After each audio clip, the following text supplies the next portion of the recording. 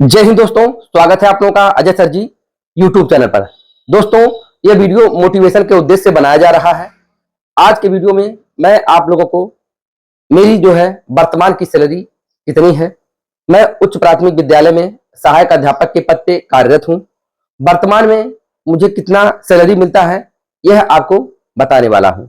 आप कहेंगे कि इसको जान करके मुझे क्या मिलेगा, तो आपको बताना चाहता हूँ, सही है, पैसा भले ही आपको न मिले लेकिन आपको मोटिवेशन मिलेगा और आप भी जीवन में कुछ अच्छा कर पाएंगे। देखिए साथियों, जैसा कि आपको बताना चाहता हूं कि पूर्व में शिक्षक बनना काफी आसान हुआ करता था। कारण क्या था कि उस समय उतने प्रतियोगी छात्र नहीं हुआ करते थे और उतने लोग कोर्स कंप्लीट नहीं कर पाते थे। देखिए, जब मेरा समय था तो उस समय डीएलएड को बीटीसी कहा जाता था और बीटीसी सिर्फ डाइट पे होता था। प्राइवेट में उत्तर प्रदेश में एक भी कॉलेज नहीं थे और डाइट पे होने का मतलब क्या है कि 10,800 के करीब में पूरे प्रदेश में सीटें थी, उतना ही भरना है। और अगर उसके सापेक्ष चाहे जितने अभ्यर्थी हो उनको छांटने की प्रक्रिया थी मेरिट मेरिट पे चयन हो जाता था। हाई स्कूल, इंटरमीडिएट, ग्रेजुएशन का नंबर देखते हुए बीटीसी में दाखिला हो जाता था। जिनका नंबर अच्छा होता था उनको ही डाइट मिलता था क्योंकि सीटें बहुत कम थी, प्राइवेट विद्यालय नहीं थे। तो मेरा उसमें हो गया, मैंने बीटीसी कर लिया। फिर मुझे केवल एक परीक्षा देनी पड़ी थी, टीईटी 2011, जो कि पहली बार हुई थी। उस समय बसपा गवर्नमेंट थी और टीटी का कोई पाठ्यक्रम निर्धारित नहीं था, कोई पुस्तक निर्धारित नहीं थी, कोई किसी को आइडिया नहीं था कि क्या पेपर आएगा। केवल सब्जेक्ट पता था कि इन सब्जेक्ट से संबंधित प्रश्न आएंगे। तो वह पहली बार टीटी हुआ तो पेपर भी बहुत ही सरल हुआ। वैसा पेपर न कभी देखने को मिला न कभी देखने को मिलेगा। उतना सरल पेपर कभी न आया, अब आने की उम्मीद नहीं है क्योंकि उसका कोई पाठ्यक्रम विस्तृत निर्धारित नहीं था। और चूंकि एकाएक आनंद फानन में टीटी का आयोजन हुआ, बाद में तो पाठ्यक्रम निर्धारित हुआ, तमाम चीजें डेवलप हुई। अब आज तो टीटी उत्तर प्रदेश में जो होती है वह अपने आप में एक बहुत कठिन प्रश्न रहते हैं, तो वही एक देना पड़ा। फिर उसके बाद सुपर टेट का कोई मतलब नहीं था, टीटी के अंकों का भी कोई मतलब नहीं था। और जिस तरह से हाई स्कूल, इंटर, ग्रेजुएशन के नंबर से बीटीसी हुआ था, उन्हीं नंबरों के आधार पे और टीटी पास को देखते हुए टीचर में भी मेरा सिलेक्शन हो गया। प्राइमरी टीचर में मैं काम किया 3.25 साल तक। उसके बाद प्रमोशन हो गया, जूनियर स्कूल में चला गया। वर्तमान में देखा जाए तो 8-8 साल, 9-9 साल शिक्षक प्राइमरी में ही पढ़े हुए हैं, उनका प्रमोशन नहीं हो पा रहा है। प्रमोशन होता जूनियर में जाते, प्राइमरी में जगह रिक्त होती, प्राइमरी में भर्ती के अवसर उपलब्ध होते।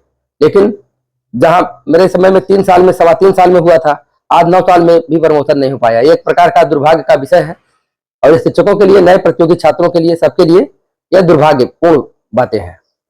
तो देर न करते हुए चलिए मैं आपको दिखाता हूं, जिससे आपको पता चले कि कोई भी दौर होता है, उस दौर में अगर आप प्रतिस्पर्धा में आगे आते हैं तभी आपका सिलेक्शन होगा। भले ही वह आसान दौर था लेकिन तब बहुत से लोग उतना इंटरेस्ट नहीं लेते थे पढ़ने पे, बहुत से लोगों का नंबर अच्छा नहीं होता था, तभी तो उसमें जो लोग आए उनका सिलेक्शन हुआ। अब आज वह अर्निंग कर रहे हैं, तो कितना पैसा मिलता है इस वीडियो में आप लोग देख लीजिए। अगर पसंद आता हो वीडियो तो लाइक करिएगा, शेयर करिएगा, चैनल पर है तो सब्सक्राइब कर लीजिएगा। धन्यवाद। तो यहाँ आप देख लीजिए, मानव संपदा उत्तर प्रदेश पोर्टल से यह देखिए अक्टूबर 2024 की यह सैलरी स्लिप निकाली गई है। यहाँ आपको दिखाते हैं सतर्कता के लिए। यहाँ देख लीजिए, नाम है अजय कुमार। यहाँ देख लीजिए असिस्टेंट टीचर, और यहाँ देख लीजिए यूपीएस। यूपीएस का मतलब होता है उच्च प्राथमिक विद्यालय, उच्च प्राथमिक स्कूल, ठीक है। अब यहाँ आप देख पा रहे होंगे, यहाँ बेसिक पे है। बेसिक पे में कितना लिखा है? 56,900, 56,900 बेसिक पे। यहाँ देखिए ग्रेड पे में कितना लिखा है? 4600। फिर आगे देख लीजिए यहाँ डीए जो कि महंगाई भत्ता है, कितना लिखा है? 30,157 रुपये निकल। यहाँ देखिए एचआरए मकान किराया भत्ता ग्रामीण क्षेत्रों में कम मिलता है, मैंने बहुत पहले ही आपको बताया है, 1840 रुपये। अब इनको यहाँ देखिए सीसीए, एचए, पर्सनल पे, स्पेशल पे सब 0 है, अदर अर्निंग सब 0 है। अब यहाँ देखिए कटौती, जो डिडक्शंस के बारे में बता रहा हूँ, क्या क्या कटौती हो रही है। एनपीएस या पेंशन के लिए कितना कटता है महीने का, 8,706 रुपये। ये 10% सैलरी से कट रहा है एम्प्लाई के, 14% अलग से गवर्नमेंट भी देती है, इसको ध्यान में रखना ज़रूरी है। ग्रुप इंश्योरेंस के लिए देखिए 87 रुपये पर मंथ कट जाते हैं। इनकम टैक्स अग्रिम कट रहा है, अग्रिम हर महीने 4700 रुपये इनकम टैक्स में जा रहा है। ये इसलिए काट लिया जाता है कि एकाएक कैलकुलेशन करने पे जब इनकम टैक्स की गणना होती है तो इतना हो जाता है कि एम्प्लाई की पूरी सैलरी चली जाती है, उससे अधिक हो जाता है, तो उनको देने में दिक्कत होती है, तो भार न पड़े इसलिए थोड़ा थोड़ा यहाँ से कटता चला जाता है। अगर ज़्यादा कटौती हो गई है, मान लीजिए आपने इनकम टैक्स का जब रिटर्न फाइल किया और उसमें आपने अन्य मदों को दिखाया, अपना जो भी जो छूट की जो सीमा है अगर आप उसको दिखाते हैं तो अगर अग्रिम कटा हुआ तो पैसा वापस भी आ जाता है। ऐसा नहीं कट गया तो पूरा गवर्नमेंट ले लेगी, वो वापस भी कर देगी, उतना लेगी जितना आपका बनेगा, वो कैलकुलेशन के बाद पता चलता है। यहाँ से आप देख पा रहे हो टोटल अर्निंग। टोटल अर्निंग मतलब ये होता है कि कितना टोटल तनख्वाह है। तो यहाँ देखिए आप देख पा रहे होंगे 88,897, 88,897 का यह टोटल अर्निंग दिखा रहा है। और यहाँ देखिए टोटल डिडक्शन, टोटल कटौती दिखा रहा है 13,493 रुपये। यह कटौती दिखा रहा है। इसमें देखिए एक पेंशन के लिए कटौती है, अब एक एनपीएस की कटौती है, अब एक इंश्योरेंस की कटौती है, ठीक है।